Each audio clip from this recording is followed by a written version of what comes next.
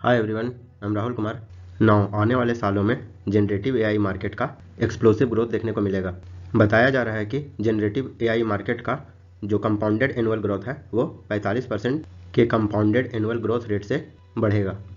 जिस प्रकार से एआई सर्विसेज वाइड स्प्रेड फैलता चला जा रहा है, उस तरह से business model industries, software development, entertainment industries में ड्रास्टिक चेंज देखने को मिलेगा। लार्ज लैंग्वेज मॉडल और जनरेटिव एआई बहुत सारे टास्क को ऑटोमेट कर देगा, जैसे कि समराइजेशन करना, ट्रांसलेशन करना, आंसर क्वेश्चनिंग करना, कोडिंग एंड इवन कन्वर्सेशन को भी पूरी तरह से आसान बना देगा। तो चलिए आइए इस वीडियो में समझते हैं जनरेटिव एआई और लार्ज लैंग्वेज मॉडल्स है क्या, जनरेटिव एआई के कौन कौन से एप्लीकेशंस हैं, कौन कौन से चैलेंजेस हैं रिलेटेड टू जनरेटिव एआई को लेकर हमारे देश में, और इस चैलेंजेस को डील करने के लिए किस तरह का पॉलिसी मेजर लेना चाहिए। तो चलिए इस वीडियो को शुरू करते हैं। आइए सबसे पहले जानते हैं जनरेटिव एआई और लार्ज लैंग्वेज मॉडल है क्या। तो सबसे पहले देखते हैं जनरेटिव एआई की। तो जनरेटिव एआई आर्टिफिशियल इंटेलिजेंस का एक सबसेट है जिसका फोकस है कैपेबल जनरेटिंग कंटेंट को क्रिएट करने में। जिस प्रकार से हम लोग कंटेंट को क्रिएट करते हैं, उसी प्रकार से आर्टिफिशियल इंटेलिजेंस के द्वारा कंटेंट को क्रिएट किया जाएगा। ये सिस्टम एग्जिस्टिंग डेटा के पैटर्न से सीखेगा और फिर नॉलेज के इस्तेमाल से न्यू ओरिजिनल कंटेंट को प्रोड्यूस किया जाएगा। जनरेटिव एआई कंटेंट को वेरियस फॉर्म में ले सकेगा, जैसे कि टेक्स्ट के फॉर्म में, images, music and much more. उससे न्यू ओरिजिनल कंटेंट प्रोड्यूस करेगा। चलिए नेक्स्ट बात करते हैं लार्ज लैंग्वेज मॉडल की।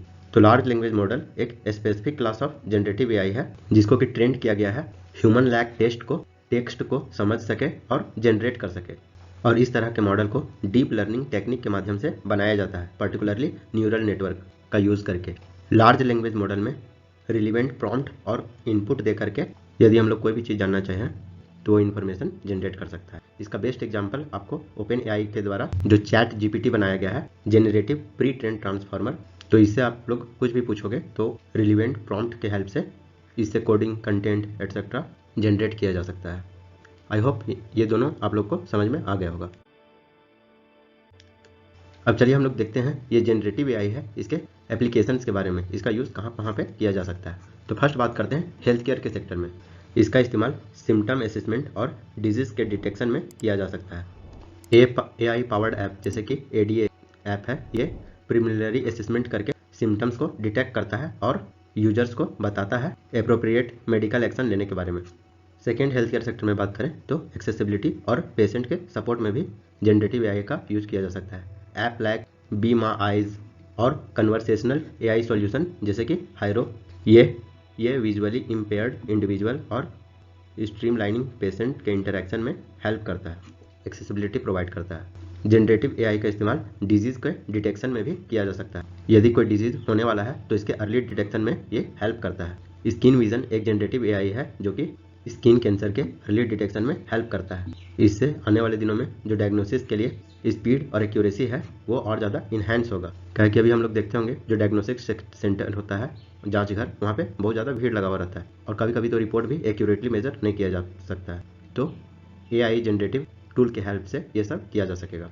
सेकेंड, इसका एप्लीकेशन का बात करें तो इसका इस्तेमाल एजुकेशन सेक्टर में भी किया जा सकता है। इसका इस्तेमाल कंटेंट क्रिएशन और प्रेजेंटेशन में भी, पर्सनलाइजेशन में भी किया जा सकता है। जनरेटिव एआई के हेल्प से एजुकेटर्स एजुकेशनल कंटेंट को क्रिएट कर सकते हैं और डिफरेंट स्टाइल ऑफ लर्निंग को अडॉप्ट कर सकते हैं। इसका इस्तेमाल असेसमेंट और फीडबैक मैकेनिज्म में भी किया जा सकता है। एआई जनरेटेड कंटेंट से फॉर्मेटिव असेसमेंट किया जा सकता है। इसके द्वारा स्टूडेंट अपना इंस्टेंट फीडबैक ले सकते हैं अपने वर्क के, और इससे मोर डायनेमिक लर्निंग प्रोसेस से फैसिलिटेट किया जा सकता है। आने वाले दिनों में जनरेटिव एआई का इस्तेमाल इंटरटेनमेंट सेक्टर में भी देखने को मिल सकता है, जैसे कि आर्ट और डिज़ाइन बनाने के हेल्प में। जैसे कि आप मेरे थंबनेल में जो ग्राफिक देख रहे होंगे, जो मेरा थंबनेल बनाया गया है वो भी एक जनरेटिव एआई के टूल्स के हेल्प से बनाया गया है। तो जनरेटिव एआई के हेल्प से एक तरह का ग्राफिक्स, डिज़ाइन और आर्टवर्क को क्रिएट किया जा सकता है। इससे वीडियो गेम के विजुअल इफेक्ट्स, फैशन और अदर क्रिएटिव इंडस्ट्री में भी इन्हेंसमेंट देखने को मिलेगा। जैसे कि इसका एग्जांपल का बात करें तो DALL-E 2 एक जनरेटिव एआई मॉडल है। इससे आप लोग किसी भी तरह का एक प्रॉम्प्ट दे करके इमेज को क्रिएट कर सकते हैं। बस आपको टेक्स्ट के हेल्प से डिस्क्राइब करना होगा कि किस तरह का इमेज आप चाहते हैं, वो उस तरह का इमेज क्रिएट करके दे देगा। जनरेटिव एआई का इस्तेमाल म्यूजिक के कंपोजिशन के लिए भी किया जा सकता है। इससे बहुत सारे मूड्स, जॉनरास और स्टाइल्स को क्रिएट किया जा सकता है। जैसे कि इसमें एग्जांपल का बात करें, जैसे कि मान लीजिए कोई सिंगर हमारे बीच नहीं है, जैसे कि लता मंगेशकर का इस्तेमाल एग्जांपल ले सकते हैं। लता मंगेशकर जी हमारे बीच नहीं है और उनसे कोई न्यू सॉन्ग गवाना चाहते हैं तो जनरेटेड एआई के हेल्प से ये पॉसिबल है। किसी भी प्रकार का सॉन्ग्स को उनके वॉइस में जनरेट किया जा सकता है through the help of AI. इसका इस्तेमाल फैशन डिजाइनिंग में भी किया जा सकता है, जैसे कि न्यू क्लोथिंग्स का डिजाइन में इसका इस्तेमाल किया जा सकता है और डिजाइनर को न्यू इनोवेटिव कंसेप्ट को एक्सप्लोर करने में भी किया जा सकता है। फोर्थ है कंटेंट डिजाइन और कोडिंग में जनरेटिव एआई का इस्तेमाल किया जा सकता है। प्रोडक्ट डेवलपमेंट और इनोवेशन के क्षेत्र में जनरेटिव एआई का इस्तेमाल डिजाइन्स, कोड्स और नेचुरल लैंग्वेज का स्कीमेटिक को जनरेट करने में इसका इस्तेमाल किया जा सकता है। इससे प्रोडक्ट डेवलपमेंट साइकिल और एक्सेलरेट होगा और इनोवेशन को बढ़ावा मिलेगा। गिटहब के एक रिपोर्ट में बताया गया है यूएसए में वास्ट मेजोरिटी ऑफ डेवलपर्स के द्वारा एआई कोडिंग टूल्स का इस्तेमाल किया जा रहा है। वो अपने बहुत प्रोफेशनली और पर्सनल वर्क में एआई को इंटीग्रेट करके अपने वर्क को कर पा रहे हैं। इस गिटहब के रिपोर्ट में बताया गया है 92% जो यूएस बेस्ड प्रोग्रामर्स हैं वो एआई का लीवरेज ले रहे हैं to supplement their coding abilities. Generative AI का इस्तेमाल कंटेंट के समराइजेशन में भी किया जाता है। यदि कोई लेंदी आर्टिकल हो, ईमेल्स हो या कोई रिपोर्ट हो तो उसको जनरेटिव एआई क्विकली समराइज करके दे देता है। जनरेटिव एआई का इस्तेमाल विजुअल कंटेंट के इन्हेंसमेंट में भी किया जाता है by adding animations, voice overs and other elements. AI के हेल्प से क्वालिटी और इफेक्टिवनेस को भी ज़्यादा से ज़्यादा इन्हेंस किया जाता है और वीडियो को अच्छा तरीके से एक्सप्लेन करने में हेल्प करता है। चलिए अब हम लोग बात करते हैं हमारे देश में एआई जनरेटिव टेक्नोलॉजी से कौन कौन से चैलेंजेस उभर कर सामने आ सकते हैं, इसके बारे में जानते हैं। तो फर्स्ट चैलेंजेस का बात करें तो इसमें इकोनॉमिक चैलेंजेस, इसमें मीडिया टेक डिसरप्ट हो सकता है। एज इस तरह का टेक्नोलॉजी मीडिया प्रोडक्ट को और इन्फॉर्मेशन को ज़्यादा से ज़्यादा प्रोड्यूस और कंज्यूम करता है तो इससे इकोनॉमिक चैलेंजेस जैसे कि मार्केट में डिसरप्शन हो, इनइक्वालिटीज़ को क्रिएट करना, जो ह्यूमंस के द्वारा क्रिएटिविटी और इनोवेशन देखने को मिलता है उसमें रिडक्शन और वर्कर्स का डिस्प्लेसमेंट जैसे चैलेंजेस का सामना करना पड़ सकता है। सेकेंड चैलेंजेस का बात करें तो इससे जॉब लॉसेस देखने को मिल सकते हैं। इसमें वैसे टास्क जो कि रूटीन इन्फॉर्मेशन प्रोसेसिंग इन्वॉल्व है जैसे कि डेटा एंट्री और फिलिंग आउट फॉर्म सेक्टर जैसे कि कस्टमर सर्विस, रिसर्च और इवन बहुत सारे ब्लू कॉलर जॉब्स और लीगल सेगमेंट में भी इसका इफेक्ट देखने को मिल सकता है जॉब लॉसेस में।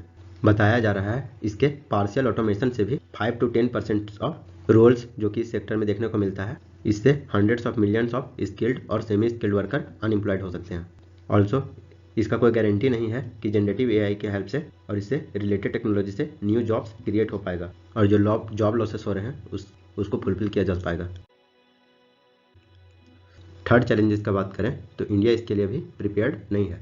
इवन चाइना और यूएसए में भी जनरेटिव एआई और रिलेटेड टेक्नोलॉजी से एक कट देखा जा मिल रहा है। ये सब कंट्री भी एआई चिप हार्डवेयर डिजाइन में मेजर इन्वेस्टमेंट नहीं कर रहे हैं। इसमें ऑडिटेड डेटा का ना होना और fine tuning model major shortcomings है। इंडिया के पास अपना जनरेटिव मॉडल एआई जैसे लाइक चैट जीपीटी जो जीपीटी है, चाइना का जो वाउडू है, इस तरह का इंडिया के पास कोई अपना प्लेटफॉर्म नहीं है तो इसीलिए इंडिया भी वेल प्रिपेयर्ड नहीं है।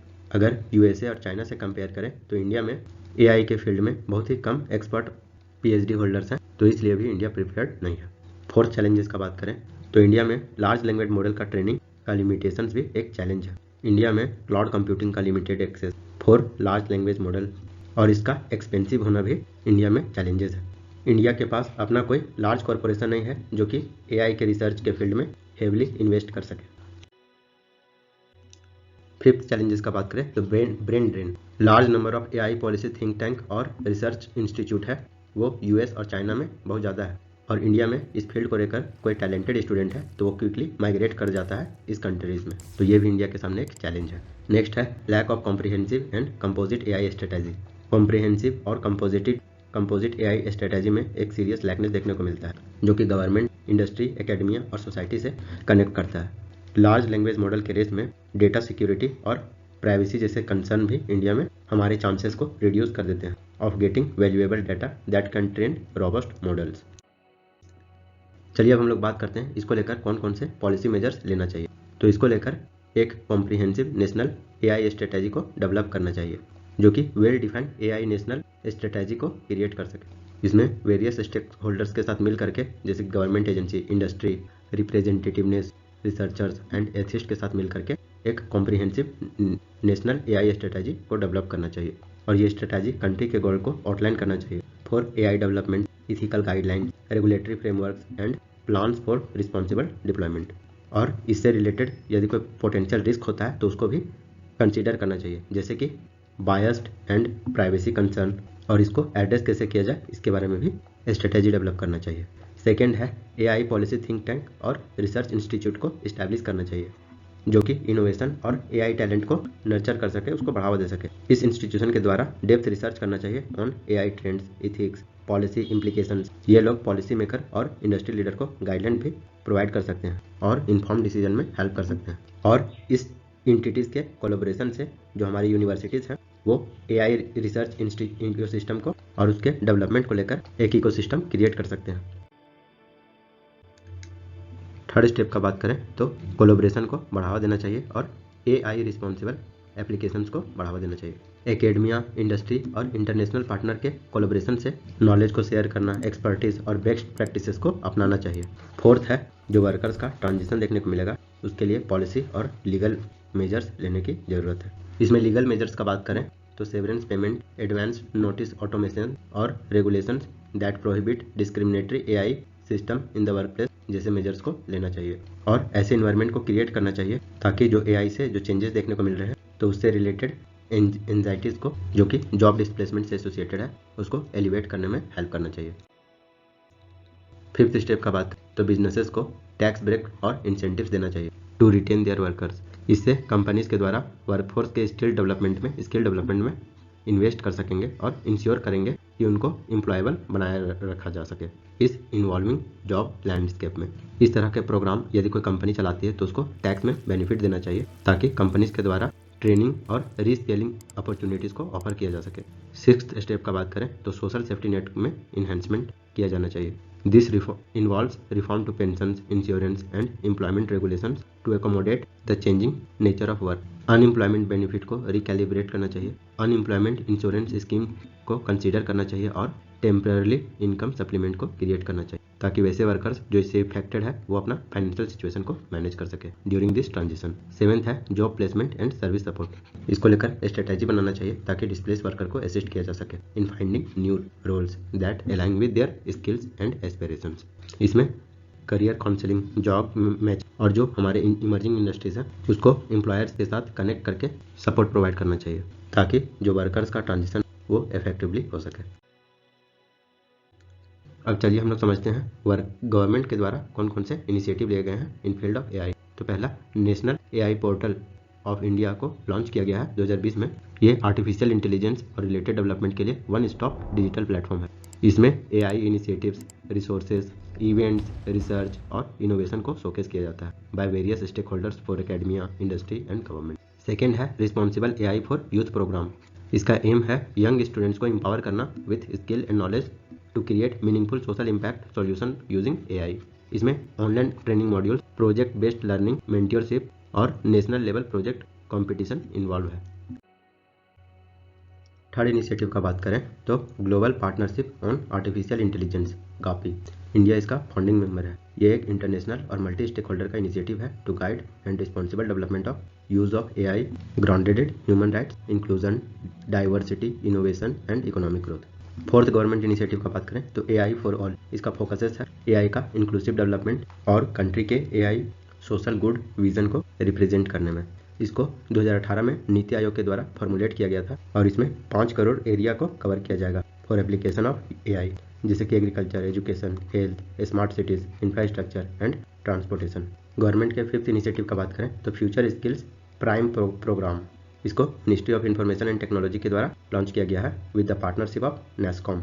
ये एक business to consumer B2C framework है for reskilling and upskilling of IT professional ताकि emerging technologies related to AI है उससे अप स्किल किया जा सके।